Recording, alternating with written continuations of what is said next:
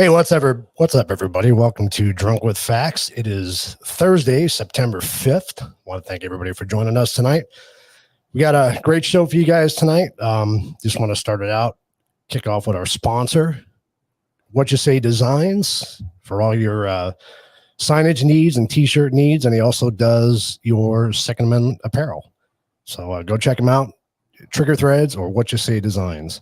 Also want to remind you guys that come October, Joey and I are coming back to do Truth About Beer again. So that's pretty exciting. So very cool. So I want to introduce our guest tonight. We got a really good topic for you guys. I think it's going to spark a lot of conversation in the audience. So we're definitely looking forward to it. So let's welcome Mr. Tony LaRosa and Rob Davidson. How you guys doing?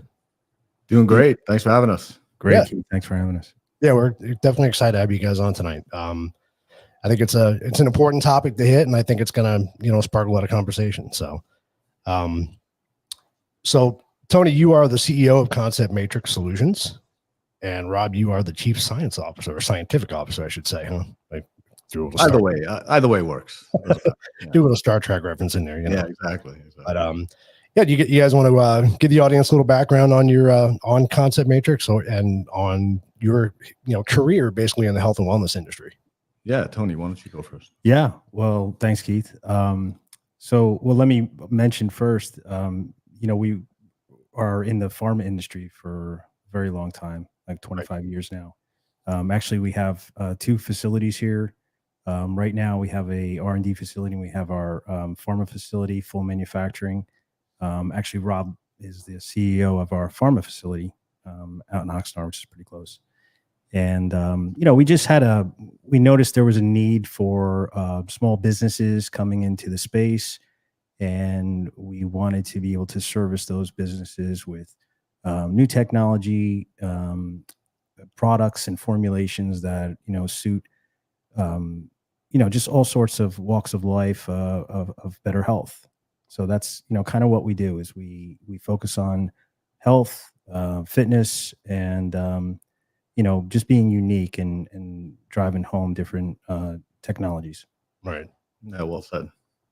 Yeah. So, I think it's actually been maybe past 25 years or something like that now. Yeah. I don't know. I was young. I was 6 when I started. It's been a while, but it's been great. And I think what Tony said is right. We are in the pharmaceutical industry. We're also in the wellness and nutraceutical industry as well. And our belief is not, one size fits all, not one drug fits all, not one vitamin fits all. So we set out to really kind of make a difference in that, really delivering actives more effectively and making sure people know and are educated about what they're taking and why they're taking it. So pretty exciting stuff. I can't wait to talk a little bit about, the future and future of medicine and health and wellness. And, my background's in the sciences. 30 years in sciences, something like 70 something patents in drug delivery and nutraceutical delivery. So pretty much focused in that area my whole life. So what you're saying is you have experience. A little bit. Yeah. Yeah. He's around, so none of us have to study. Right. Exactly. That's awesome. And that was one of the things too, when you think about fitness in general, right? And you look how it's changed over, I'll go back 30, 40 years, right? You go back to the 80s when Richard Simmons was big, and Jane Fonda, they had all the Jane Fonda workouts. It was kind of a niche thing, I guess, back in the day, right? But I think now, as technology changed, as medical research has gotten better over the years, I think the whole concept around fitness has really evolved with it too. Would you say that? Yeah. I mean, you have to stay up with technology and the times, but I say what's really important, I think gets overlooked is the market. The market demands more. You come out with new technology, and they want something better. So It keeps the development scientific side on its toes. And it keeps people, wanting more. So for us, it's a recession-proof, pandemic-proof industry. I mean, we've seen it. People want to always be in good health, and the more we can educate them, the more we can supply them with better alternatives. better for us. Right. I think actually, Keith, something you gravitated towards, the past, people getting into it, kind of a fad. But honestly, what Tony just mentioned, the pandemic, pretty interesting facts about the pandemic really pushing wellness to the forefront and people really taking a little more, I'll call it responsibility for their health, right, and wellness. I think you've seen that a lot more Right. comes to individuals with supplements and workouts and really trying to make sure their immune systems are strong, so they don't get the next pandemic or the next virus or whatever you are trying to avoid, so to speak. But wellness, it's a double-edged sword. Technology, I think technology has created potentially a sedentary lifestyle for many people, right? People sitting around, they're on their computer, they don't have to go and I don't know, even, they don't have to get up to turn the TV and channel. I mean, I remember growing up, I was the remote control sometimes for my parents. So I had a lot of fun doing it, but I got some steps in. So there's a lot of things that technology is great for, but kids now are in front of computers longer. Adults are too. They're at their desk longer. So I think, there's issues with that. And I think people have to become more aware of wellness and just how to stay healthy. Living a more sedentary lifestyle. Yeah. And I think it was good that you mentioned the pandemic, because I think it also had the reverse effect too, because, if you look at my job, I was a field technician, before the pandemic. And then after the pandemic, I ended up getting a remote position that I worked from my desk all day. Right. Exactly. Yeah. That fit a lot of people. A lot of people went from going to the office every day to sitting at home behind a desk for 8-12 hours a day, or whatever your work schedule is. Yeah, absolutely. Absolutely. Yeah. But I agree. I think it definitely brought awareness to people's health, more so than it did. Yeah. Talk a little bit about, when we talk about, health and wellness, they're different, but they're one and the same, right? I mean, you talk about your overall health. Everybody goes to, well, I don't have any diseases, so I must be healthy, right? And then, right. You talk about the wellness side was more like mind, body, and soul kind of thing. So talk a little bit about that if you can. Sure. I mean, you hit it on the head, Keith. I mean, basically, you want people to understand that it's not just about taking a pill, right? It's about doing the yoga classes, taking those walks, having good conversation, emotionally fit, all these things, relationships. It's a huge factor in wellness. And I think that's why the industry is booming now, because people understand it's when you see wellness, you usually see like lifestyle next to it. Right. So if you can enhance your lifestyle and, also maintain, your prescriptions and things that you need, your necessities for your medicines, you can do both. And you could, really enhance your life by doing those little things that, a lot of people years ago took for granted. Right. Yeah, you can reverse disease, really. You really can. I mean, if you look at type 2 diabetics, a lot of times if they lose weight and they work out and they're really taking care of what they're eating or drinking, a lot of times they can reverse that. Type 1, no, but type 2, there's potential to really, decrease the need for insulin and really increase efficiencies of the body. So that does come with just overall health and wellness, right? Because state of mind is important too. Right. I mean, we overlook, state of mind to keep people really on track. So you really do have to have that kind of that wellness, that healthy mindset as well, whether it's yoga, Pilates, meditation, or whatever you like to do.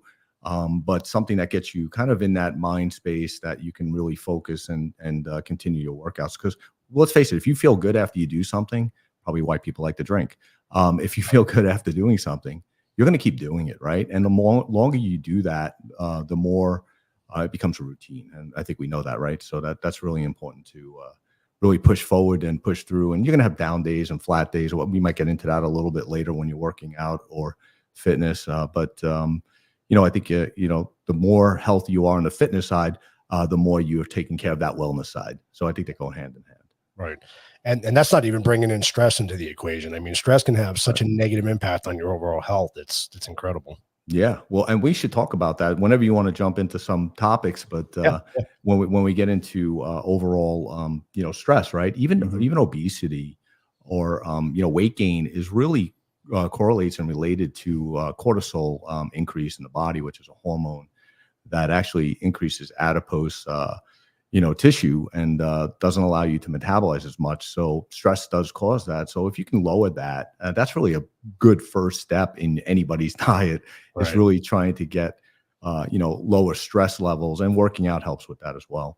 Right. And then, making sure that you're around the right people. But Yeah, and I would add, we all know the pitfalls of social media nowadays, but you just constantly my Instagram feed, it's just food, food, food, and it's a big influence on people.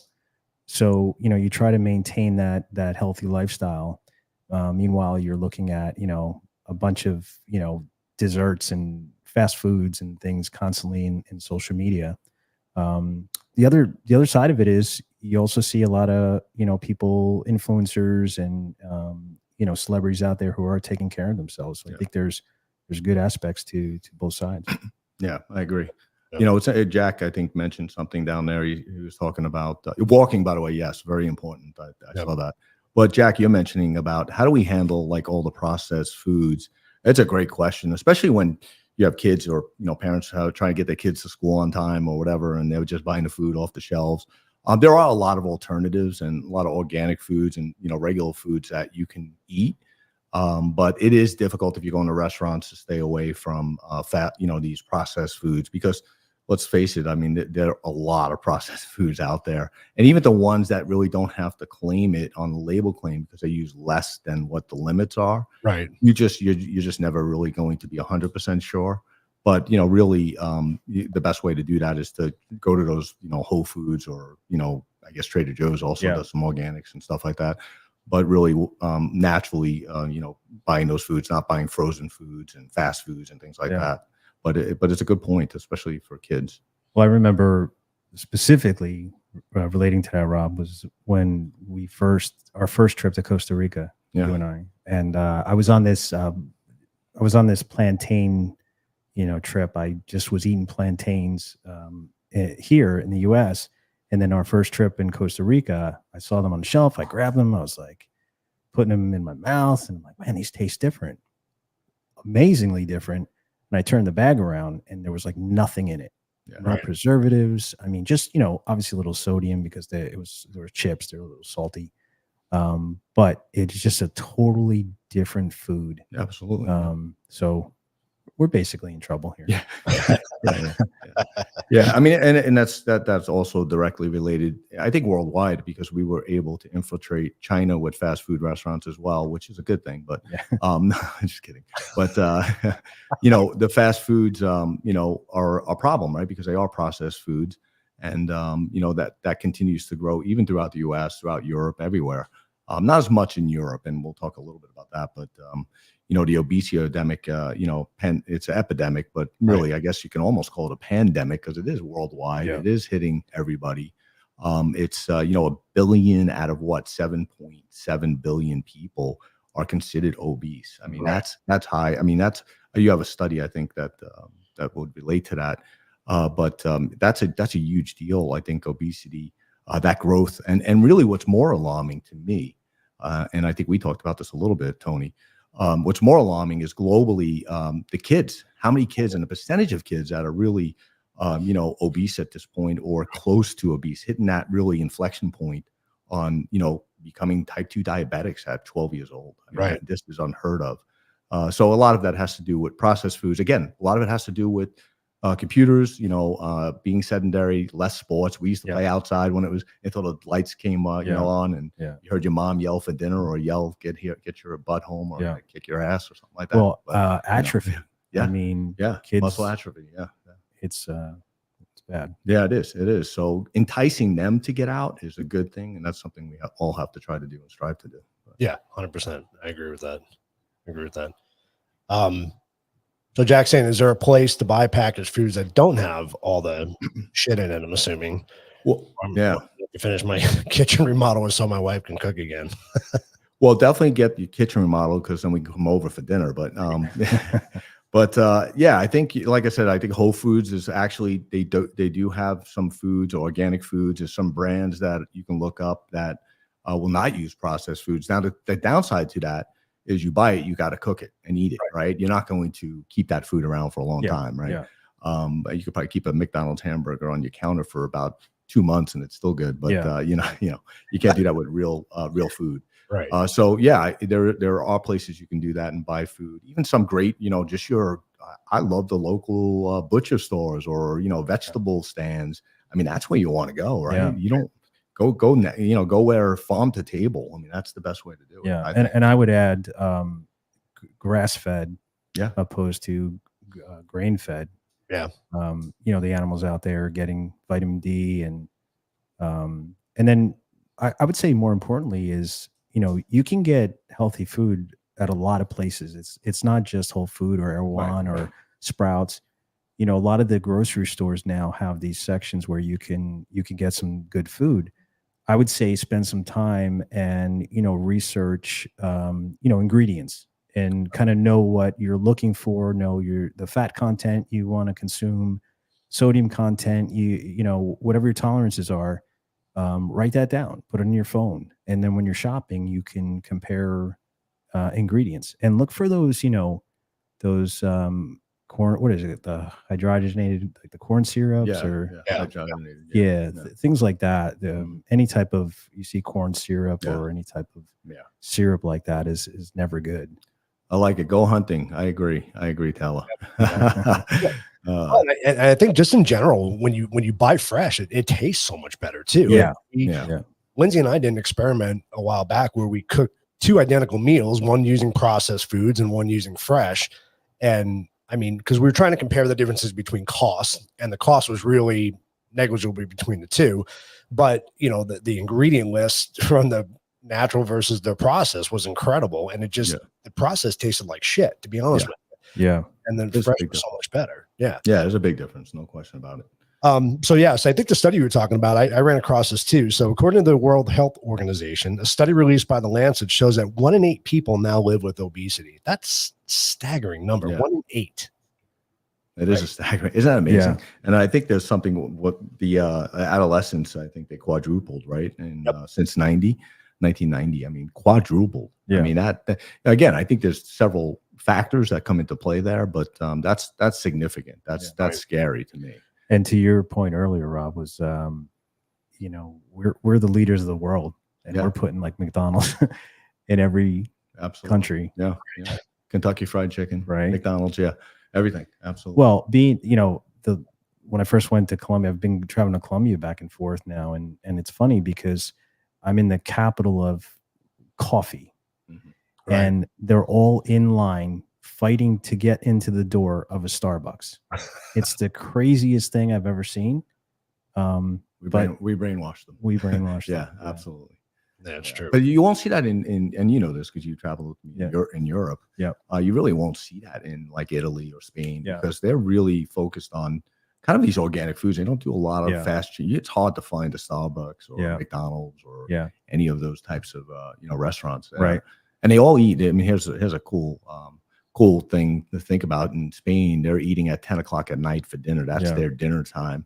And then they walk a little bit to go home, and then they go to bed, and they're in good shape. They're probably one of the least obese countries in the world. Well, them in Italy. So, and one of the big things I've noticed, because I'm always used to, I grew up in this big Italian family. The family I grew up in, it's your plate has to be just full from edge to edge.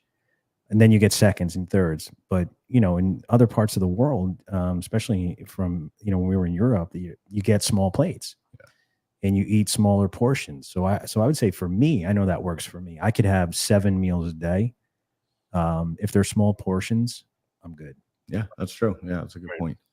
And then intermittent fasting. I mean, they'll eat late at night, but they don't eat breakfast. Yeah. Not typical breakfast. Right. So they're not eating these big breakfast. But breakfast actually wasn't even around in Europe for a long time. So it actually became a thing because of the U.S. Right. But the hotels had to have breakfast, right? Right.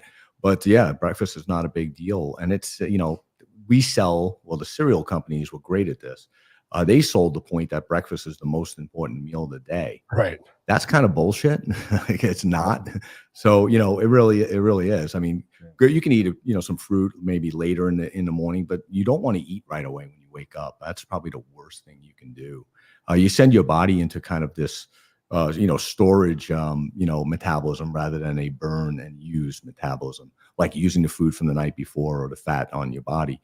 It actually, it's a problem. So that's something that was American made, by the way, breakfast. Well, they do have their bad habits. They smoke a lot. They smoke a lot. Yeah, absolutely. That's true. I mean, come on, they're not perfect. They're not perfect. Europeans. Yeah.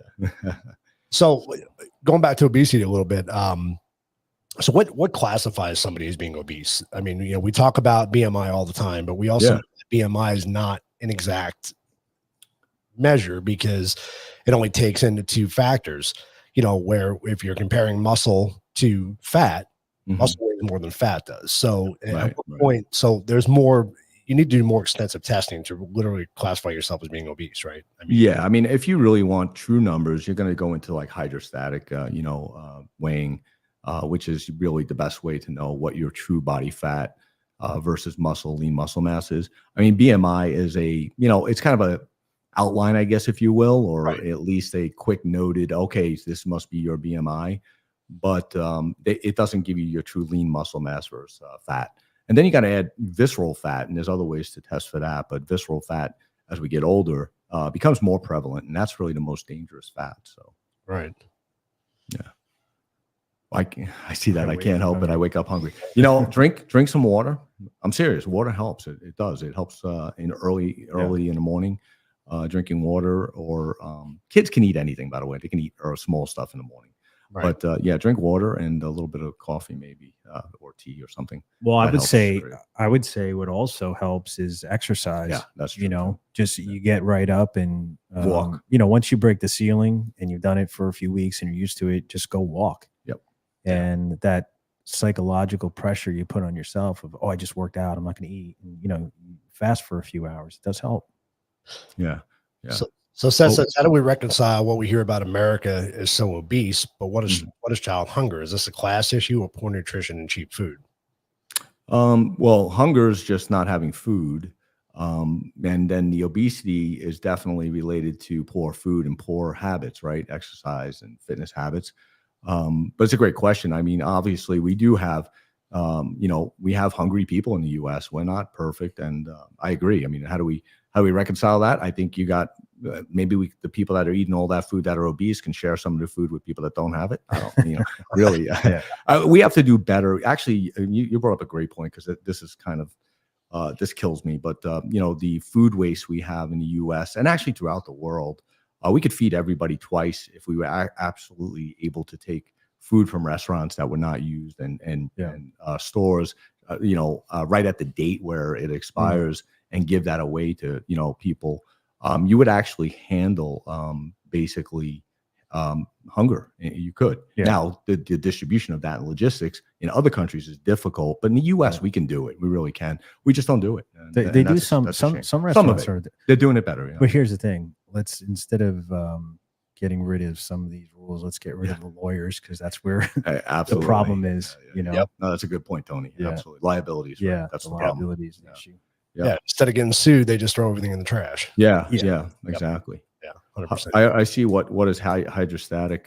That's a good question. Hydrostatic is when you actually get dipped in a kind of a tub of water, if you will, or a big vat of water, and they were able to measure your buoyancy levels versus your sink level, and that will tell you exactly what your lean muscle mass is versus your fat, and they ratio that out. So based on that.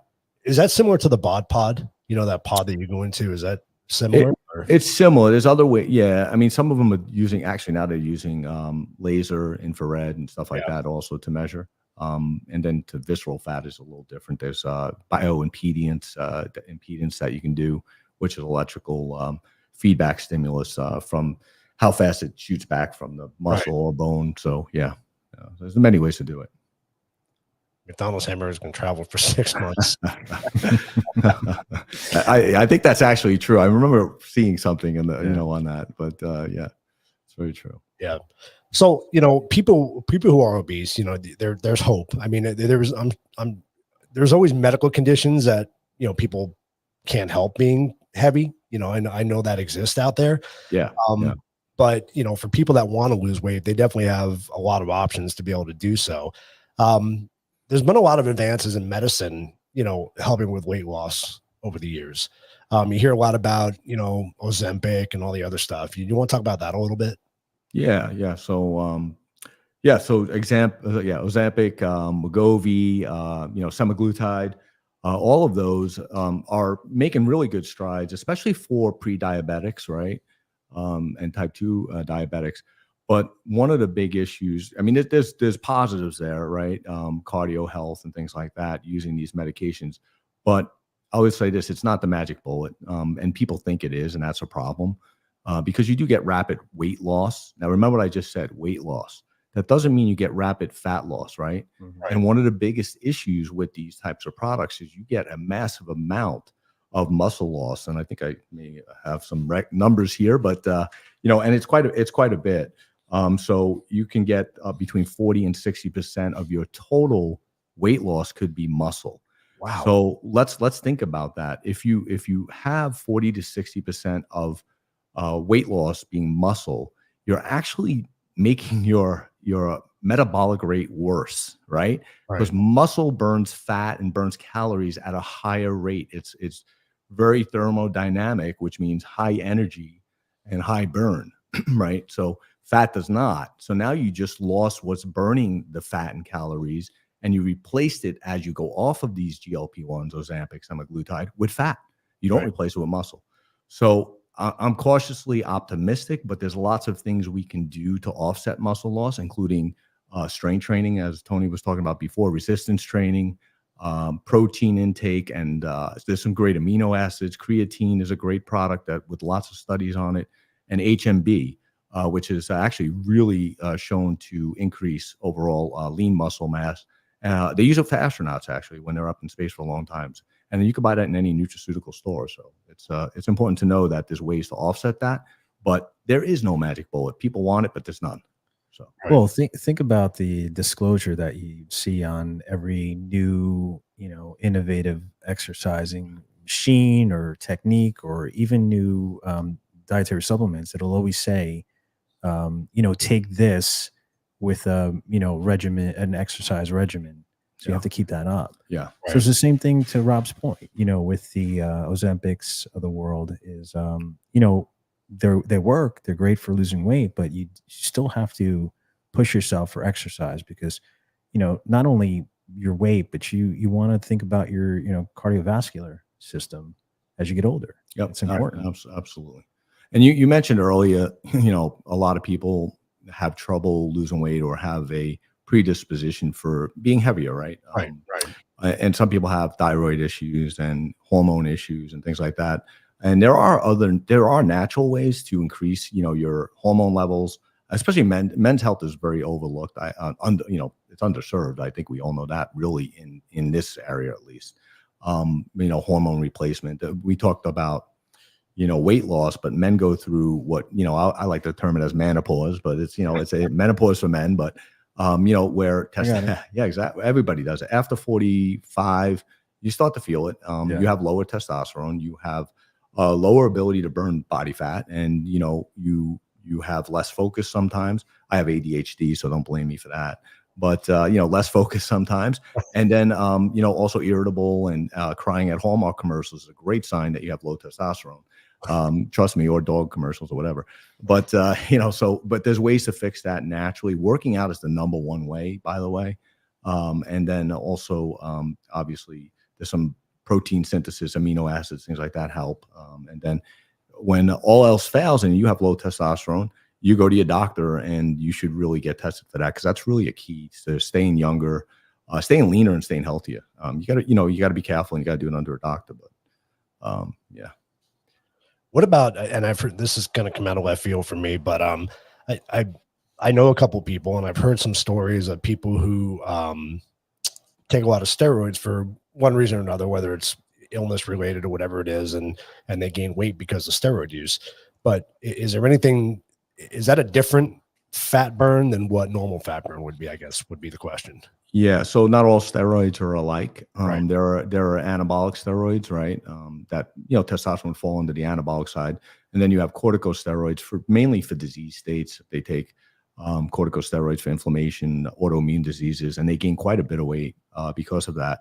Right. Because it does decrease, the ability to burn fat, and it also decreases your overall estrogen and testosterone levels. And by the way, estrogen and testosterone balance in men is very important. Men need some estrogen. I know that sounds crazy. I don't tell anyone I said that, but no, men do need estrogen.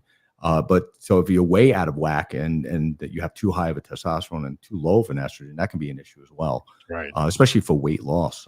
So that really is something to do. So balancing those hormone levels really is a key to kind of the anti-aging, if you want to call it, biomarkers, increasing your ability to live longer and healthier and probably a more quality of life, right? A higher quality of life. Right. Rob, I see a question here for you from Bios to Books. What do you feel after 80? Lucky. I'd say lucky. No, 80 is 80's a tough one, right? Because you probably feel everything at 80. But if you're 80, that means you're over the average age and you did something right. Well, you're not feeling the right things. Right. You're not feeling the right thing. So, yeah. But you're feeling something, which is a positive. Correct. I mean, if you're not feeling anything, Right. then, that's a problem. It's air going into your lungs. Yeah, exactly. I do want to say, I want to put a caveat out there and say that, even though this is a men's health show, a lot of this applies to women too. So don't think that Absolutely. it just applies to men. Yeah. Women? What? No, absolutely. No, it is true. I mean, with everything we're talking about, it definitely, everything so far applies to both, right? Menopause, maybe not, but they do have menopause, and that's, a different hormone imbalances. But think about men. If we were alone on this planet, there would be no motivation for us to do anything.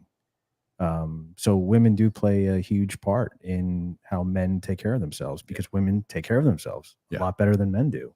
Right. So, you always pick up tips, and I never moisturized before I was in a relationship. Now I moisturize. So I learned the stuff works, things like that work. You just have to find your game.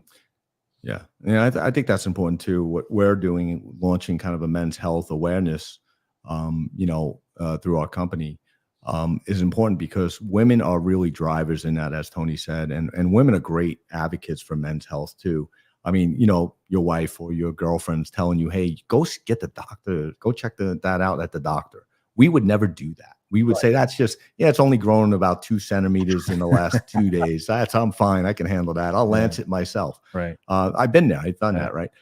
So, the drive, for women are driving men to be healthier and really even men's wellness spas are growing and, people taking care of themselves and, not both mentally and physically.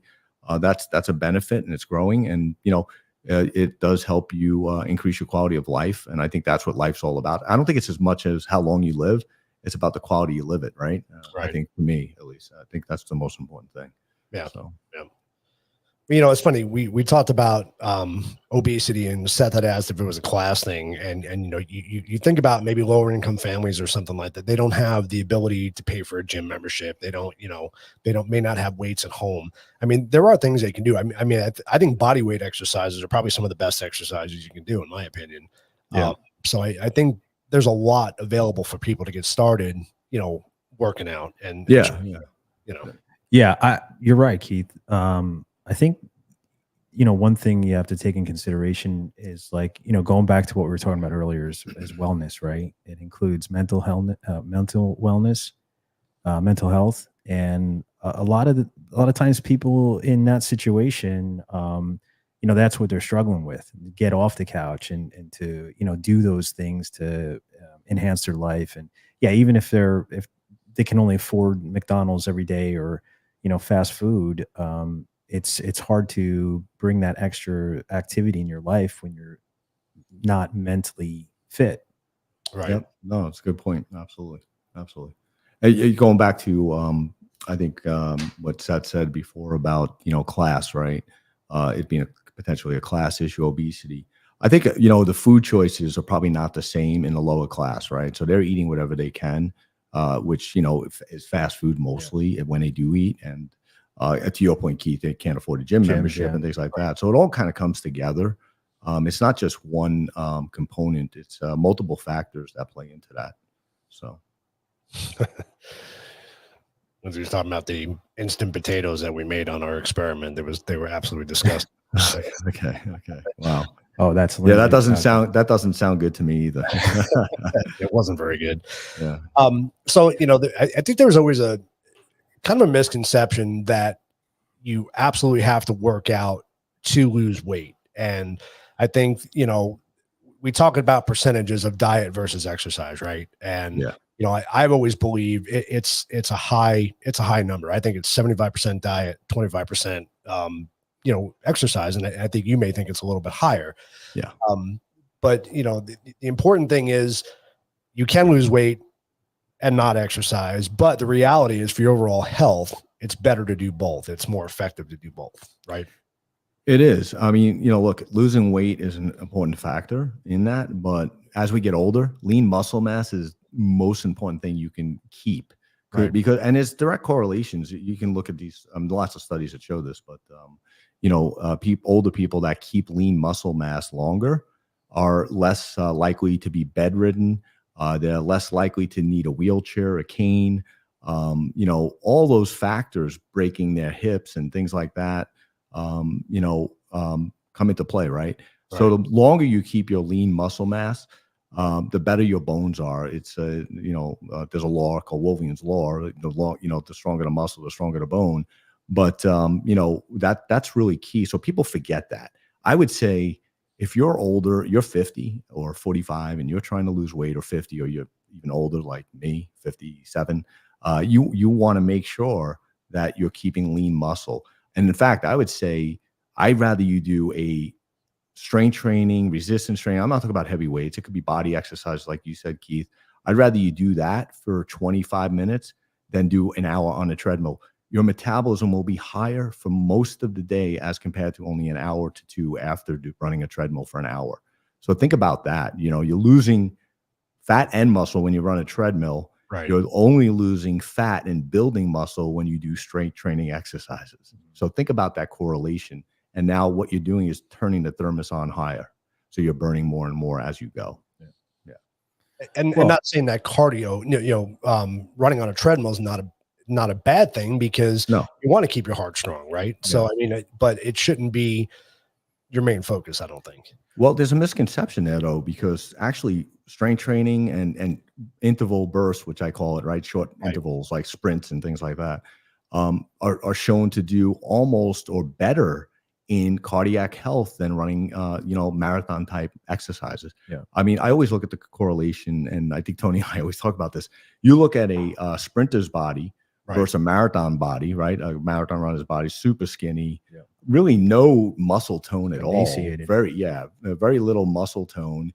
And then you look at a sprinter and they're jacked and they're ripped, right? Even the women, because of those short burst intervals, it requires so much caloric burn on a sprint all at once, an explosive exercise, as compared to these slow duration exercises. In fact, when you do slow, like not slow, but you're running for an hour, you're actually dipping into glycogen stores. And the thing that stores glycogen more than anything is muscle. Mm-hmm. So that's the reason why you're burning a lot of muscle doing that. So, And by the way, everybody's physiology is different.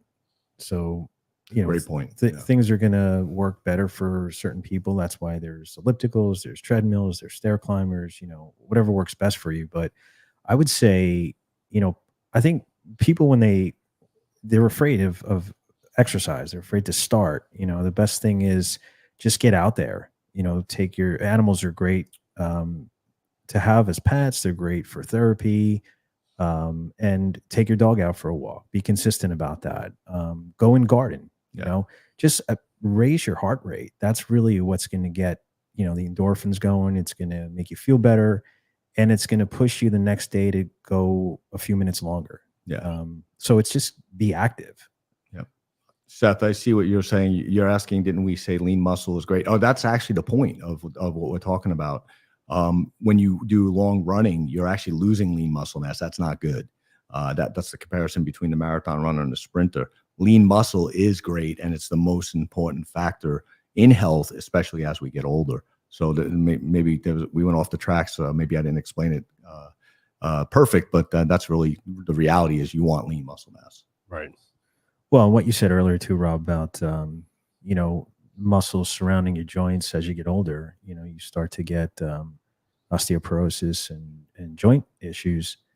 It's important at a younger age to keep that in check and monitor that and exercise regularly to be able to mitigate any of those issues too with your joints, because that's tough. Yeah, waking up every morning and hearing that noise, it's a different noise every day. Yeah, squeaky door, I call it. Yeah, absolutely. Yeah, and it's not just men that are 50 either. I mean, a lot of men start deteriorating in their 30s. I mean, absolutely. That's why the sooner you can adopt a strength training program, interval training program, the better off, right? And not everyone's going to look like Adonis. You don't have to, but you're going to increase lean muscle mass, and you're going to feel a hell of a lot better. You're going to have more energy by nature. You're going to lower cortisol levels. Everything we talked about, these they come into those factors. Your testosterone levels are better. Your estrogen levels for women and your balanced hormones are better. That's all important for aging and anti-aging. Obviously, the big thing in the nutraceutical world now is anti-aging, and everybody's trying to live longer. I'm not trying to live longer. I'm trying to live better. As far as quality of life goes. I think that's a key, and it's an easy answer. There's no magic bullet. It takes work, but we should be able to do that. Yeah, and let's go back to the food issue too. Is eat healthy foods. Yeah, that helps. So if you're someone who doesn't like working out, eating a healthier, having better eating habits, I would say, opposed to saying diet, because when you say diet, a lot of people think of like Jenny Craig or Weight Watchers, things like that. But if you just focus on food, eat fresher food, make food at home, which is great. That's going to help. So those guys at 30 that maybe never played sports, never worked out, who are just feeling like they're 50, I would say change your eating habits, because I know Rob could probably talk more about this than I can, but your gut is a great source of health in your body. It's connected to a lot. Yeah, absolutely. Right. That's actually a really good point. Probably some of the most underrated nutraceutical supplements is probiotics, prebiotics, right? And even postbiotics. Those are really important. In fact, they actually have natural GLP-1 expression factors, agonist. And what that means is it works like Ozempic and, semaglutide. If you're consistent with it, it will help you regulate your metabolism. There's direct signaling from the gut, the GI, to the neural plexus, to the brain. And it really, different probiotics hit different receptor sites and send different messages. So what's really exciting about that is your brain and gut are constantly talking to each other, constantly. And you're able to manipulate, if you will, your metabolism by what you eat and how you eat it and when you eat it, and, intermittent fasting and things like that, all send different signals to the brain and gut. And they kind of interact, and it's really, really key, especially at a young age and now even as you get older. But I also want to go back. I apologize. But I don't want people to think I'm saying you have to lift weights for lean muscle mass. You can do push-ups, and you can do, body dips and things like that. You can lift books if you want, or, go get resistance bands. I'm not saying you need to do full workouts. Not everybody's going to do that, but you need to do something that is a resistance-like exercise to keep the muscle, growing. Really is the factor. So. Well, and I think there's also a misconception too that you have to work out an hour every day. You know what I mean? Yeah. And I know I don't work out an hour a day. I do about 30 minutes. Right. My workout. Yeah.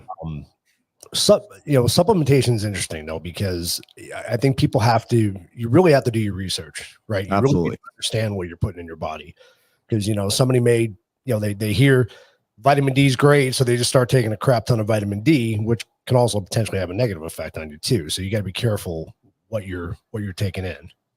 Yeah, Right. you have to educate yourself. There's no question about it. I mean, we always try to help other companies. We actually develop formulations for other companies, and we try to educate them on and help them educate their consumers. But you're right. I mean, people, they're on TikTok, Instagram, and they're listening to some guy that doesn't know there's no credentials or anything, and they're telling them that, how to be healthy and fit. That's a problem because they may be doing something they shouldn't be doing. So that you definitely have to educate yourself. Tony, I think Rob actually forces his friends to go get their blood work so he can read it. It's like a hobby. Don't you get your blood work? Did you get your blood work? Yeah, Rob, here's my blood work. And that's really the best indicator, right? I mean, get your blood work done, see where your shortfalls are, what you need to supplement, and don't just supplement because you heard something about it. Yeah, well, I mean, I said that because to what you guys were talking about is for education is it's a great way, it's a great catalyst for someone to get interested in their own health. Go get your blood work, read it. If you don't know how to read it, which I didn't, Google's your friend. Yep. Rob's your friend. His phone is always open to you. But understand those numbers, understand what you're looking at. And, I know myself and I know some of my friends, you take it as a challenge. Like, okay, how am I going to get my cholesterol down? How am I going to do this? How am I going to do that? And then you're looking forward to your next blood test.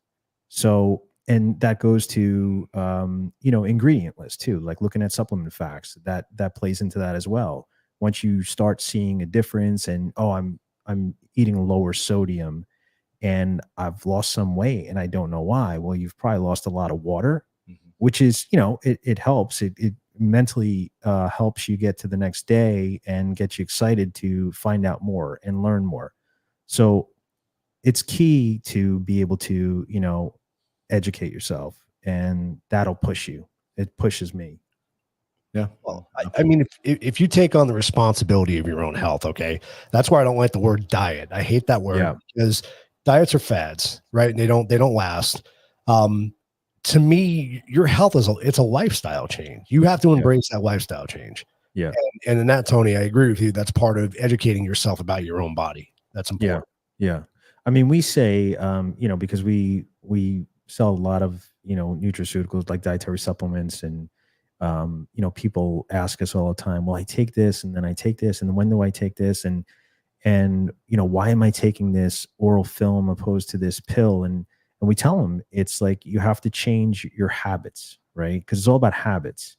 If you understand what this oral film does, for instance, opposed to this pill that you swallow, then it's a lot easier to be able to change that habit. Right. Because you're educated on what that oral film is doing and the benefits and the efficiency of the drug active, let's say. So it does start with education for sure. Yep. Let's see. What can we talk briefly about high school wrestling and Olympic wrestling and making weight? This is great. Yes.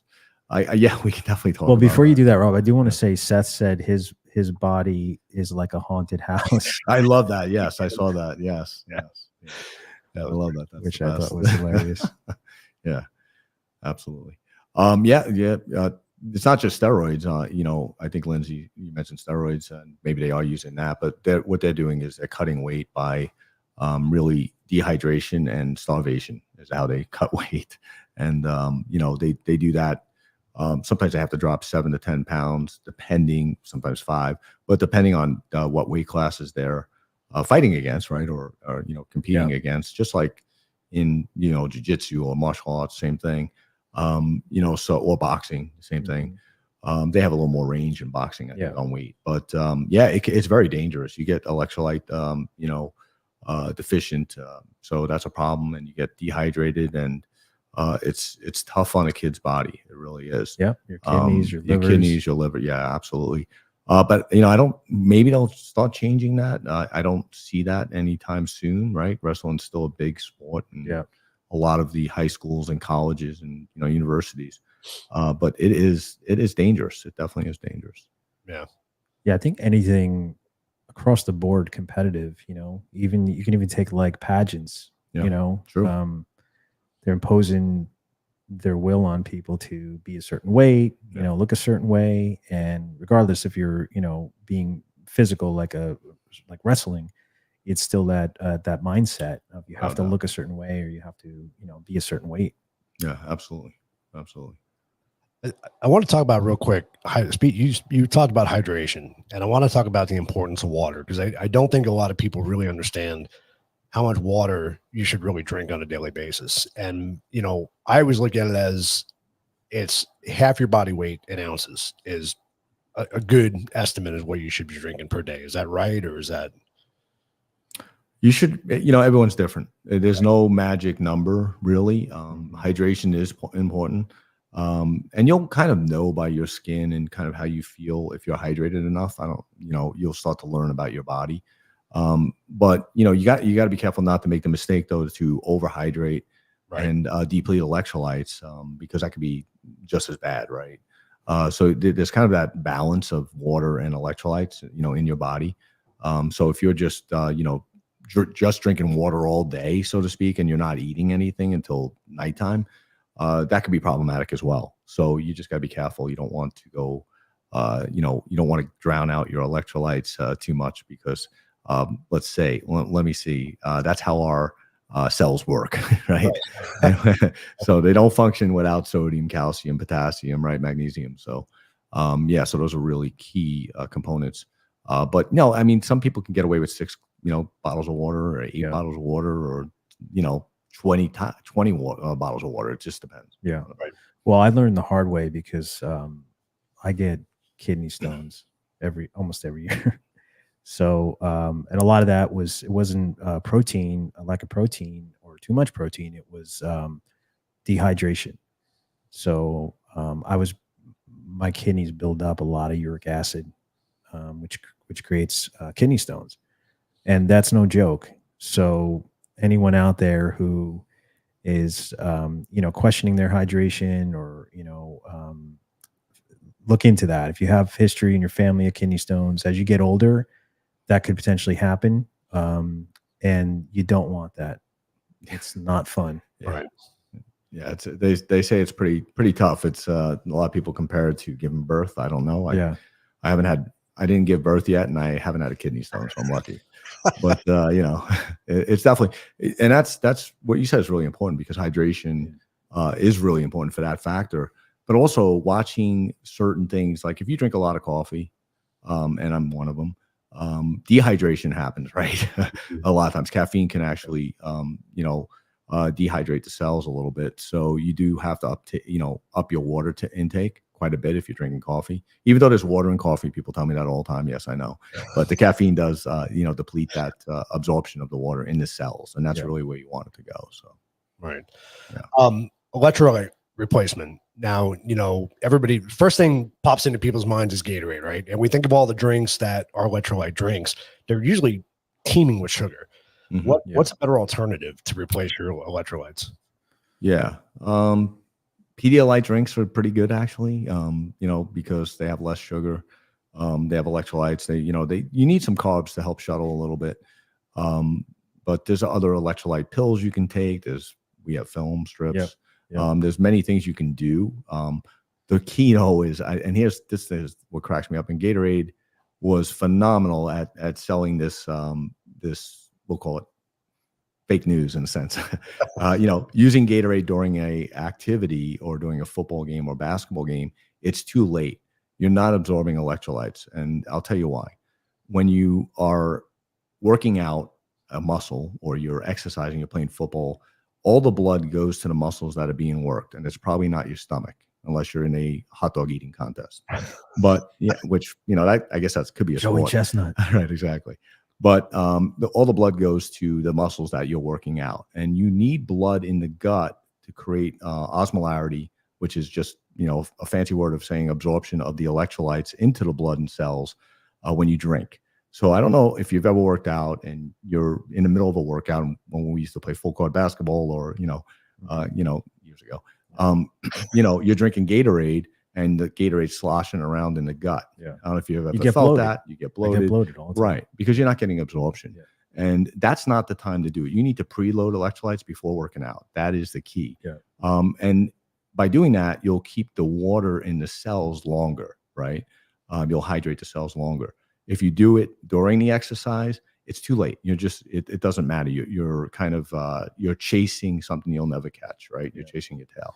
Well, the good thing is, Keith, to your point, there are a lot of pretty good alternatives out there today for electrolyte replacement, like powders. And, obviously there's drinks with no sugar and all sorts of different products, Yeah. And we make an oral thin film with electrolytes. So it's very small, almost like Listerine strip type. We call it oral thin dissolvable film. And we load that with electrolytes. So it's a good way to, put in your mouth, and it dissolves and absorbs, through your mouth. So, you're not getting all sugars and other things that could potentially happen with drinks and Gatorade and that type of stuff. Yeah. I mean, years ago, they used to give you salt pills, right? Yeah. During workouts, football, or, whatever you're playing outside in the sweltering heat. Yeah. When you're cramping. Right? Potassium, sodium, magnesium pills. And, because they knew that you needed to get the salts, the electrolytes in the body, and then drink the water, because then the water will absorb through that. Right. So that's really the key. The other way around doesn't work so much. Yeah. And the other thing too is on that note, the artificial sweeteners, the sugar alcohols, you gotta be careful with those as well, because Very good point. I know myself, I have a very sensitive stomach. And for me, erythritol is the only artificial sweetener I can take. Take xylitol, some of the other ones, they ruin my stomach. I literally, my stomach is out to here sometimes. The slightest bit, you can take a Tic Tac with xylitol, and I'm in trouble. Yeah. So those are the things you got to kind of like look into if you're looking for a low calorie drink or no calorie drink with artificial sweeteners. You want to make sure you're not causing any more issues to your gut by trying to replace electrolytes. Yep. No, good point. Yep. Absolutely. And xylitol is one of the worst offenders. It is anyway, the worst, yeah, because it does kill. And we talked about this a little bit: probiotics, prebiotics. But it kills the good flora in the gut, and that's what you have to be careful with. In fact, xylitol is deadly to dogs. Yeah. You don't want to give your dogs anything with xylitol in it, but it does affect it, and then you got a whole host of other issues happening. It's a cascade effect in the body, not just the bloating, but you really changing your whole intestinal flora, so to speak, Right. Which is never really a good thing, because that directly correlates to your immune system as well. Right. So there's some issues with that. Well, and we did a show a couple episodes back on sugar. The whole episode was dedicated to sugar, and we talked about artificial sweeteners being, it was like 400 to 700 times sweeter than natural sugar. And the whole concept is better for you, because it doesn't have the same effects as sugar does. But in reality, it triggers the brain with the same response, because the brain is thinking you're eating something sweet, so it's going to release insulin at that point. So you got to be careful with that too, because it be just as bad if you're diabetic. Absolutely. Yeah. It actually is. That's correct. And actually, because it does trick the brain, and you're talking about, the intelligence of the body, right? It tricks it. But what it does is it actually will act just like you're taking a sugar drink. And a lot of times you'll end up going into kind of a storage mode again, and, saving those for later energy. And you actually kind of building up more, caloric fat, we'll call it. But, that's a problem. Good to know. Yeah. Good to know. Yeah. Talk about the thin film a little bit for the audience, because a lot of them probably don't know what that is and what the technology is behind that, because it's pretty fascinating. Yeah, we can. Yeah, I can jump in there, and you can jump in there, or Yeah. So, well, I will say we are in the presence of the inventor of the oral thin film with drug active on it, Rob. Yeah. I don't have my little applause thing, or it's Yeah. Yeah. I mean, Rob obviously can talk about it better than I can, but yeah, it's a basically, if anyone's ever seen like a Listerine strip, I hate to use that reference, but it's the only way colloquially you can kind of, relate to people of what it is. So you take that strip and you put different types of drug actives on it. And, you put it in your, what we call, there's different parts of your mouth your oral mucosa that absorbs actives, nutrients. One is sublingually, which I think everybody's pretty familiar with. And then the other cheek and gum here is your buccal. So you put the strip in your buccal, you let it dissolve, and it permeates through the side wall of your cheek and gum, and it absorbs the actives a lot higher concentration than you would if you were to take what's called like a PO drug, or you swallow a pill, that type of stuff. But I'll let Rob take it from here because No, it's you made some good points. I mean, the point of difference between a pill and the way we deliver some of these actives is really we bypass what we call first pass degradation in the gut. Not to get too into the weeds, but so basically you're getting a higher bioavailability of the active into the blood. In fact, we work with several children's hospitals, but one in mind is the Cincinnati Children's Hospital. And I think, Keith, you brought up vitamin D. You can overdose in vitamin D and stuff, which is true if you take too much. But, we developed a product for them. They came to us and they said, look, we have cancer patients and organ transplantation patients that immune systems are in failure, and they're getting attacked by what they call opportunistic infections at the hospital, right? Right. Not what they call nosocomial illnesses. And a lot of these kids, because their immune systems are deficient and they just had these surgeries and they did chemo and immunosuppressants, their vitamin D levels are low and they can't get them up. They tried everything. They tried feeding tubes. They tried soft gels, pills, drinks, you name it. They tried everything to get their levels up. So they came to us and they asked us to develop a film. And we were able to do that. We developed a film for them using we'll call it a Trojan horse mechanism, if you will. We faked the body into taking it and absorbing it into the lower intestine and getting a better bioavailability.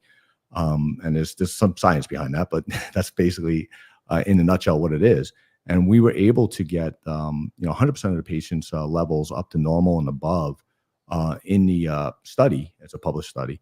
And, the survival rate was 100% of those kids. And to do that, I mean, it was just an amazing feeling. So that's kind of what our goal is all across the board in nutrition. And, also, pretty much across the board with pharmaceuticals as well. But 100%, I mean, the other kids in the other cohorts, you got, 20% passing away not because of the chemo, not because of the organ transplantation, but because of these illnesses that the body can't fight off. Right. And that's really what kills you, right? Sometimes it's not the cancer. It's usually the chemo or the immunosuppressants that kill you. Right. Yeah. Rob, if I can ask, because I always thought this was like a really interesting topic, and it really got me a lot of interest in the film back in the early days. Was talk about the malaria project in Ghana and things we were working on early on. Yeah. That's how we got into this, actually, really, right? I mean, as far as the pharmaceutical side, the way they were, treating malaria for kids in lots of these different areas in Africa. And I've been to many of them, and you would never drink water in those areas. Speaking of water, because there's no clean water, right? You can actually buy, and I always say this, Tony's probably tired of hearing this story, but you can buy a can of Coke easier than you can, water, because there's no water. Drinking water is, dangerous there. All sorts of issues, cholera and others. So we were looking at the way they were treating patients, and the way they were doing it is they had these. It takes two actives to fight malaria, certain types of malaria, and there's these two, actives that they were taking in powder form and mixing it into water and stirring it and drinking it. And the kids would get diarrhea, throw up. I mean, they would get sick from the water, not the medicine. And they weren't getting the active. So what the parents started doing was putting it into Coca-Cola, Pepsi, juices, stuff they could get that they knew was not going to make them sick. But the problem with these actives is they're very sensitive, right? So pH levels and, acid levels and you name it, right? So all the different components were killing the actual actives and rendering it useless, and kids are dying of malaria. That's very treatable. 3 doses and you're treated. So we got an NIH grant, National Institutes of Health, and worked with them on, developing a film for malaria. We're using 2 actives and being able to put it in the film and keep those actives away from each other, because when they're together, they actually degrade, denature. So we had to keep them apart in an encapsulation technology. If you guys heard liposomes and things like that, I'm sure. And we were able to do that effectively The downside was trying to get them registered, the drugs registered in every country in Africa. You had to go through lots of red tapes and red envelopes. And it's a very difficult process to get that drug out there. But that was what actually the platform of the technology was built on, to Tony's point. And that's always been our goal, is really, I'll call it social impact health, or sustainable health. I mean, I do think we need to be able to give everybody the right treatments and, affordable treatments. So. That's a great success story for both, for the children and the malaria cases. I mean, that's awesome. That's incredible. Yeah, no, that's why we love what we do. You can make a difference in kids' lives and people's lives that are suffering. Tony, actually, I credit him with really getting us involved in, and I've never done, Mom, I never smoked cannabis, I promise. But he's lying, Mom. But Tony and I worked on, and it was Tony's idea. I'll let him tell the story, but just real quick. We were one of the first companies to be able to get cannabis into children's hospitals for cancer patients, for nauseousness, and just also the ability to let them eat again and fight the cancer, right? Because chemo, renders them not hungry and useless. And Tony, why don't you tell that story? Because I think it's a fascinating story.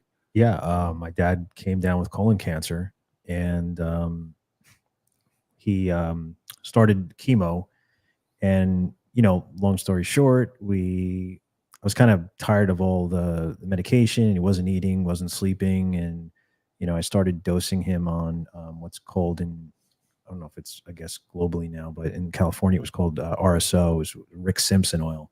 So this old, hippie cannabis guy who kind of invented this process of extracting cannabis oil and processing it a certain way with alcohol and extracting most of the stuff out to where you can, take it sublingually. And I started doing that. And, my dad was vehemently against it at first because he was a recovering drug addict from up until he was 28 years old. He was a heroin addict, met my mom, got married, and the dude just totally cold turkeyed everything. So he really never drank, didn't do any drugs after that. So it was pretty hardcore. So it took me a while to get him to accept this technique. And yeah, he started doing it for a few weeks. And then we started putting it on the film, and literally in 3 weeks, he was sleeping, eating, back to himself, gained 35 pounds in 30 to 40 days, and was out of chemo in 3-4 weeks. Wow. Yeah, we've seen that over and over again too, which is pretty interesting. So yeah. And it's all, and that kind of led us into the whole cannabinoid world, because it's so diverse. If you have this baggage of get stoned, yeah, well, that's a part of it, but the plant is filled with amazing constituents, and that a lot of them work. Yeah, without doubt. Seth, you're asking a question. Let's talk CBD. Do they all have benefits, or are they all effective? No. I think there's lots of products out there that are not pure. There's lots of products out there. It was the Wild West for a long time. I think it's getting better. Now you have pharmaceutical companies, good pharmaceutical companies, not the bad ones, and nutraceutical companies, but scientists actually getting into it, not just your garage chemists, which I think is key. But one thing I think, one of the downfalls early, and Tony, you were deep in this, one of the downfalls that you identified is that, people are saying CBD cures everything. Yeah. And it doesn't. It does work. It's hits certain receptor sites. There's but it doesn't cure everything. And no drug does, by the way. Not one drug. Yeah. There's not one drug that is good for everybody. So. Right. And think of how these drugs are made. You hear the word synthesized or synthetic. CBD or hemp or the marijuana plant is just like any other type of herb or something that works, right? And then is brought into a lab, synthesized, and then, big pharma sells it. and you wouldn't know the difference. You don't know where it's coming from. But cannabis overall is unique because it's on its own. It's like people are growing it. You don't need pharma companies to medicate yourself. And yeah, it doesn't work for everybody. Some people, need very low amounts of CBD. Some people need 400 or 500 milligrams of CBD a day. Some people love it for sleep. Some people don't work. But that's to Rob's point, that's any drug. Yeah, You really have to find your niche. Everybody's different and you have to find what works for you. But it does work in certain areas for people. It, without all the cowboys, to Rob's point, the way the industry's gone, if you do have clinics and doctors, prescribing, based on research and trials or anecdotal studies are still good. It does work for a lot of people. And it was difficult early on, to Seth's point, to get studies for cannabis, CBD, THC, because it was criminalized. Also, Schedule 1, and Schedule 1 was very difficult to operate under. We did get our DEA license. We had Schedule 1 through 5 DEA license. And we'll have one in this research facility as well. But we were early stage developing products and formulations under DEA license, and we've done studies, human trials, using thin film actually to deliver it more effectively than soft gels and pills and things like that. But we've seen some, it is effective for a good portion of patients in certain indications. But I don't like when, these, I guess, bad actors, so to speak, go out there and say it cures everything and it can handle everything. Take this and you'll never have to do anything again, right? Right. Basically is what they're trying to say. Yeah. And that's never going to be true. It doesn't work for everybody. Right. I think we could do a whole show on CBD, to be honest with you. Yeah, I think so too. I mean, so. And then psilocybin, and then other, like, plants are amazing because they're phytochemicals. They're basically 85% now of our drugs in the market actually are identified from botanicals and plants, and then they synthesize that into a drug. And there's several reasons they do that. One is for scalability, that make it scalable and easier. So you go and synthesize or biosynthesize it.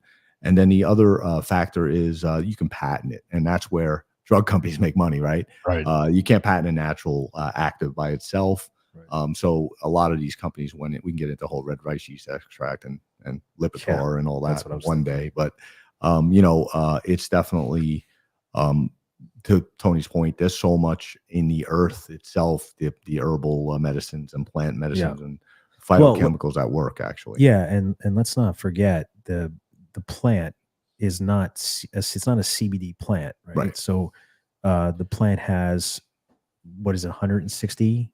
I think they found already, and they're still finding them. Thankfully to some other countries like Israel's been on the forefront. Well, no. Early on, I think in the 60s. Technion Institute. They were up until now. So, but think about if you've ever heard the term the entourage effect. That's multiple constituents of the plant, being the cannabinoids, the terpenes, the flavonoids. All these things come to play that give you that benefit your health. So it's not just CBD. It could be just CBD for certain people, but for instance, for sleep, there's different type of cocktails you can make where you can have CBD, you can have CBG, you can have CBN, and in different ratios of dosing, and those things can help. So this is an infancy stage of this plant. No. And we have so much to learn. So we're all kind of guinea pigs right now. But to Rob's point, if you take out the bad actors and the people just trying to profit off of it, down the line, I think we'll have some concise drugs out there from this plant that's going to benefit a lot of people's health. Right. I agree. Does Buzz the Bush question, does CBD prevent nausea from chemo? Well, yeah, I mean, it just goes back to, what I just said was, it depends. Right now we have there's this one ratio, I think, people are using. It's like a high CBD ratio and then a very small THC THC, ratio yeah. that helps. So it's just like trying different things, because to Rob's point earlier, these drugs are hitting a receptor site, Mhm. and there's other things that carry these drugs to the receptor sites. So you got to make sure you have those things, and it's effective. And it may not be effective, it may not hit everybody's receptor sites the same way. Right. But it is, what's amazing is the whole CBD THC phenomenon. Really, you have CB1 and CB2 receptor sites, and CB1 is in really the neural plexus and nerve system, and then you have the peripheral nervous system where the CB2 receptor sites are, including the gut. You have some CB1 scattered, but CB2s are more in the peripheral. And really, I think the point, somebody asked a question about CBD. Oh yeah, BIOS the books. CBD prevent nauseousness from chemo. You actually need both, and to Tony's point, there's a ratio there that they're using for that. Right. I don't remember the specific ratio either, but there is one that hits the 1 and 2. THC is hitting whatever potentially more on the CB1, CB1, and then CBD is hitting the CB2 a little bit more. But they talk to each other, and that's the whole gut-mind relationship as well, because you have signaling throughout the body. I mean, don't underestimate the messaging network in the body that we have, and all these receptor sites speaking to each other. I mean, it's pretty phenomenal when you think about it. Yeah, and just to from my experience with my dad, to even dumb it down, as much as we can, he wasn't eating, and a lot of people who are in chemo, they're not eating, so there's more nausea in that situation. So, what do you do when you're taking THC and you got the munchies, right? You start eating. Right. So, and those two things are will deplete someone with cancer: is not eating, no appetite, and not being able to sleep. So, this plan is known for making people eat and making people sleep. So, if you can essentially cure those side effects in a sense, or help those side effects, you have a better chance of beating cancer, or getting through the chemo, I should say. Yeah. Right. No, it helps your immune system, right? Because you get to sleep. Sleep actually rebuilds the immune system, and eating gives you the nutrition to do that. So, very good point. It's kind of that holistic approach in a sense. Yeah. And speaking of holistic, set the Sandy Small Cannabinoid show coming soon. Yeah. We should do a holistic show. I think that would be a great show. It'd be fun to do. For sure. Absolutely. There's a lot of information out there with that. There is absolutely. There's a lot. There's a lot to uncover. Well, testimonies are some of the best information, because you get to hear what the plan actually has done for that person specifically, because there's so much out there. If you research CBD and you look at, okay, what does it do? What does it help? You're going to find on Google like this big wheel, and you're going to see all of these side effects: nausea, insomnia. It goes on and on and on. I can't think of a bunch of them right now, but so it claims to do everything. It may do 3 or 4 for someone specific. It may do another 2 or 3 for me and for different people. But testimonials has been a huge impact on this industry, because that's kind of where we get our ratios from. Seeing as there are not a whole lot of clinical studies out there that we can draw from, being able to talk to someone and say, hey, I took 10 milligrams of CBD and I took 2 milligrams of CBG and I slept like a baby. Okay. And it's great knowledge. That's why, honestly, that you brought up a great point about the clinical trials. I'm going to add to that, though. When you look at clinical trials, people think that's the holy grail, and it really isn't, because there's really a small delta we call p-value in statistics, but there's a really small delta between effectiveness in the drug and effectiveness in the placebo. Okay, so that's really, that's an important point. So maybe you could have a 3% more effectiveness in the drug, the active side, and the placebo had 3% less, and they claim that to be a good drug just based on certain power analysis and ratios. It's not a huge differential, believe it or not. So to say that, and some drugs do. There's some obviousness, but a lot of drugs it's iffy, right? Because again, to think that one size or one drug fits all is, to me, it's antiquated approach. It really is, because that's not factual. It's not true at all. Same reason why certain chemos work on for, like, let's say, Tony's genetics, but they don't for me. And it's going to be very genetic and cell specific, to be honest, as we grow and learn, and AI comes to the forefront with pharmaceutical and medicine and treatments. You're going to see a personalized approach to medicine. You're seeing it now, but you're going to see it more and more as the next decade goes on. Actually, probably more rapidly than that. But it will be personalized. And so, to your point before, a lot of these testimonials that people come back, oh, it helped me with my stomach, it helped me with my sleep, it helped me with my pain or my shoulder, or I didn't hit my husband as much. I don't know, whatever, my anger issues, but it helped everything, right? Because it does for certain people. And to me, that's the point. It's you should be able to choose what you do for your body, and you should be able to recognize what works for you and what doesn't. The more in touch you are with your body, the better. And that really is the point of personalized medicine, and owning your health. Take responsibility for your health. Don't let big pharma take responsibility for your health. That's a downward spiral all the way. Well, and I'll add to that, saying, like, look at telemedicine and the compound pharmacies. Yeah. They're giving people the ability to control what they take. Because you go to the doctor, I go to the doctor every time, it's the same story. They say the same thing. So after a while, I'm being educated myself from what my doctor's telling me, and how to take care of myself, how to control my cholesterol, how to control my blood pressure. But now we have options.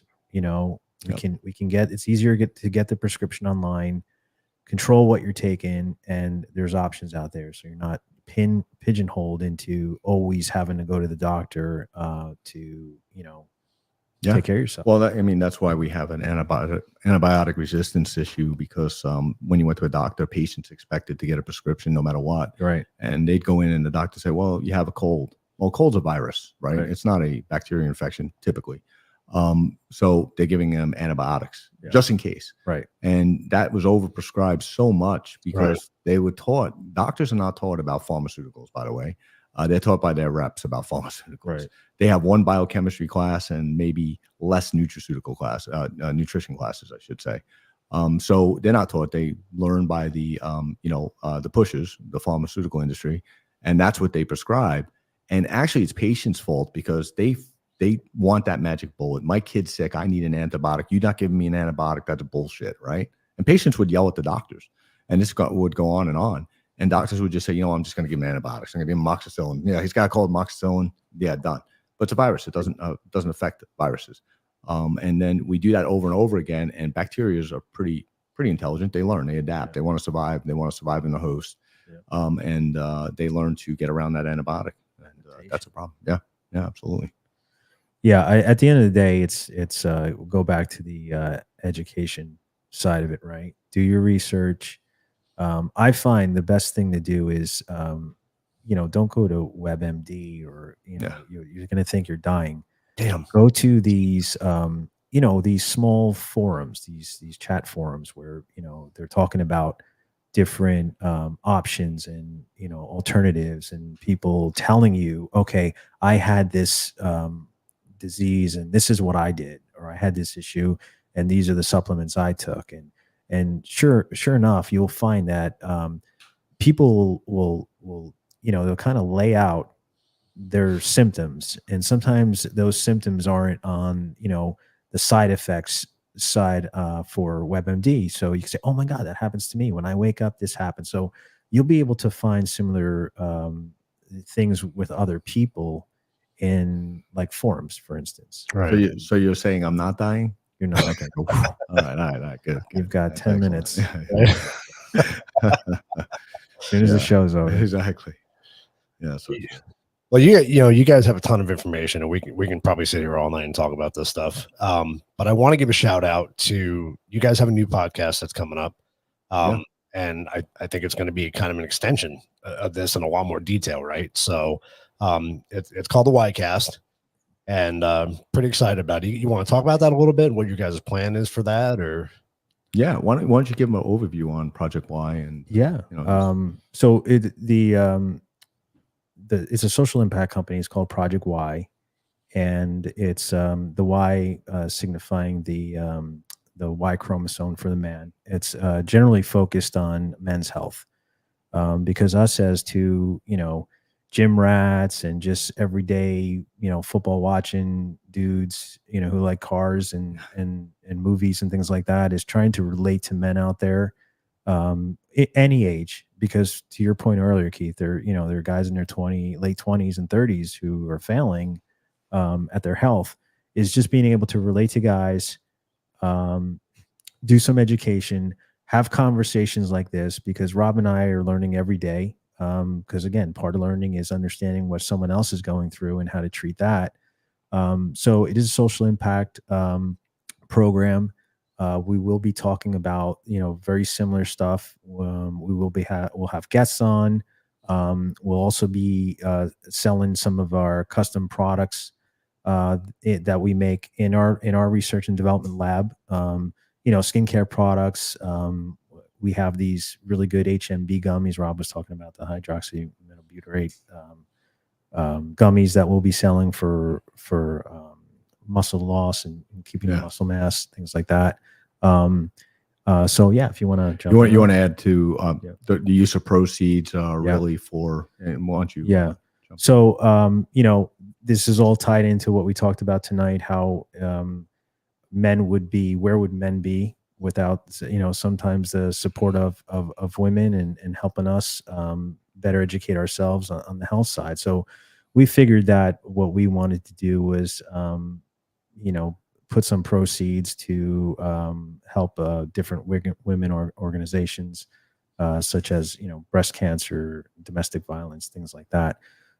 So our mission is that empowering men by also empowering women, which is a very important role for us as husbands, or used to be husband, dads, brothers, sons, all across the board, because we have legacies, and we want to make sure we pass that on.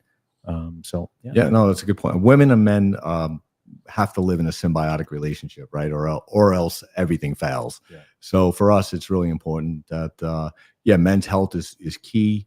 That's kind of our directive, and that's what we want to teach and educate about. But we also want to empower women to keep empowering men, right? It's because we need each other, and I think we can do a lot and learn from each other. So that's kind of what our whole initiative is and goal. We're launching that sometime, I think the first week in October, potentially. Yeah, definitely. Yeah. The stigma, that's one thing I think we're out to solve and help. Mainly is the stigma of men not wanting to take care of their health, or hair replacement therapy. Guys go through it. They don't want to do it. They're ashamed. Well, we want to promote an environment and some discourse about, hey, we're doing it, you can do it. And I think that's going to trickle down as a domino effect over time, if we speak to enough people and those people speak to other people, and just make it more comfortable. Because at the end of the day, when we're talking about women, they'll try everything, whatever makes them a better, enhances their life, enhances their skin, their mental health. They're for it. So we want to make sure guys start to make that jump and get into that mindset where, don't be ashamed. Other guys are doing it. It's cool, and it's going to help you, because if you're going for hair replacement therapy, let's say, and that the next day you wake up, boom, you have more confidence the next day. And that more confidence then brings you to the gym. It makes you start supplementing, some things you're deficient in. So it's all a domino effect, and that's what we want to try to create and have some sustainability. Yeah. And right now, men don't know where to go, right? I mean, I can't tell you how many times we get questions, from men about testosterone, or, just all of that, right? Yeah. Creatine or protein, or, so to your point, they're kind of ashamed of it. They're ashamed to go to the doctor sometimes, depending on what the need is, erectile dysfunction or whatever it is. Yeah. They don't want to talk about it. Right. And And to your point earlier, you're seeing a lot of men's health spas and clinics pop up everywhere. Yeah. With the emergence of telemedicine and being able to get these things conveniently and discreetly, it helps. Yeah. So we want to perpetuate that message. So that's really what Project Y is going to stand for at this point. That's awesome. That's really cool. I wish you guys a lot of luck with that. And Yeah, and to that point, why wouldn't men go to the doctor for stuff like that? Because look at, like you just said, doctors are in bed with pharmaceutical companies, right? When I went to my doctor and wanted to get back on testosterone, they refused to do it. Yeah. And like your point, Rob, we should have a choice. We know our bodies. We should have a choice in how we treat our bodies. Yeah. Yeah, absolutely. And the ranges that the doctors decide are normal are not normal. So, Right. There's lots of issues with that too. And that's an education, right? You got to teach people about that. Yeah. And, Well, again, it's taking control of your health, Right. Make your own decisions, and quite frankly, take control of your wallet too. Right. Good point. Yeah. Spend the money on the things that you want to improve yourself on, those products and those services. Yep. Speaking of that, is there a website anybody can visit to look at your products and buy your products currently? No, not yet, Keith, but thank you for asking. The plan is we're launching October 1st. Okay. It's projectYnow.com. So don't type it in because it's not going to pop up because it's not ready yet. It's in construction. But August 1st, we should have it up and running. Yep. Okay. Yeah. So when it comes out, we'll October 1st. October 1st. What I say? Yeah, August 1st. Oh. Okay. Did I miss a whole 2028, year? August 1st. I'm just kidding. Yeah. I may have missed the year. You never know. Thank you. Yeah. So when it comes out, we'll promote it on our channel too. Absolutely. I appreciate it. Thank you. Yeah, likewise. Well, I want to thank you guys for jumping on. It was very educational tonight. I think our audience got a lot out of it. And, if you guys are interested, I'd love to do another show with you guys, maybe on CBD and naturopath, holistic treatments. Yeah, that sounds good. Definitely. And before we go, Keith, I want to publicly thank you and Lindsay for the amazing job. Rob and I are like kids in a candy store at the studio that you guys put together. So if anyone's looking for a studio out there, Keith is the man. Yeah, But absolutely. thank you again, Absolutely. guys. You're making two old guys smile every day. Yeah. That's good to hear. No, it looks great and it sounds great. I think you guys are gonna do really well on the podcast. I'm excited to see it and share it with our audience too. So Awesome. Thank you. guys. Thank you so much. Appreciate it. Thanks for having us too. Thank you. yeah, thanks for coming on. And that's gonna do it for us, everybody. And we'll see you next Thursday. Everybody have a great weekend and stay healthy out there. See ya.